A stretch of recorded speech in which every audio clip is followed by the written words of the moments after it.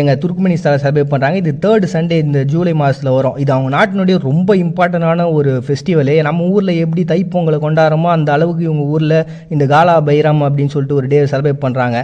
அறுவடை நாள் தாங்க. அவங்க ஊரை பொறுத்த வரைக்கும் கோதுமை தான் பயங்கர இம்பார்ட்டண்டான ஒரு பயிர். ஏன்னா அவங்க ஆதி காலத்துலேருந்து ஏன்ஷியன்ட்லேருந்து பார்த்தீங்கன்னா இந்த கோதுமையை தான் அவங்க பயிர் பண்ணியிருக்கிறாங்களாம். நம்ம ஊரில் இப்போ சாப்பிட்டுன்னு இருக்கும்போது திடீர்னு ஏன்னா பருகு ஊந்துச்சு அப்படின்னா உடனே இதுக்கு தான் இவ்வளோ கஷ்டப்படுறோன்னு சொல்லிட்டு எடுத்து வச்சு சாப்பிடுவோம்ல. அவ்வளவு மரியாதை நம்ம சாப்பாட்டுக்கு கொடுப்போம்ல அந்த அரிசிக்கு. அதே மாதிரி இவங்க கோதுமை கொடுக்குறாங்க. இந்த கலா பைரம் அப்படின்றதே பார்த்தீங்கன்னா ரொட்டி துண்ணோட ஒரு பேர் தான். ஸோ அப்படி அந்த அளவுக்கான ஒரு இம்பார்ட்டண்ட்டை கொடுக்கறதுனாலையும் அட் த சேம் டைம் அவங்க நாட்டில் வந்து கிட்டத்தட்ட 761,000 ஹெக்டேரில் இந்த கோதுமையை விளைவிக்கிறாங்கப்பா. அதோட இதுக்கு அடுத்தபடியாக பார்த்தீங்கன்னா 551,000 ஹெக்டேரில் பருத்தி இப்போ பயிர் பண்ணி அதுலேயும் ஒரு பெரிய லெவலில் டெவலப்மெண்ட்டை கொடுத்துருக்குறாங்க அப்படின்னு சொல்லிட்டு 2019 கணக்கு எடுப்பு சொல்லியிருக்காங்க. அண்ட் இந்த பெரிய திருவிழாவை எப்படி அவங்க கொண்டாடுறாங்கன்னா அஸ்காபாத் தலைநகரம் அப்படின்ற ஒரு இடத்துல வந்து எல்லாரும் ஒன்றா கூடி அது ஒரு பெரிய திருவிழாவாக வந்து செலிப்ரேட்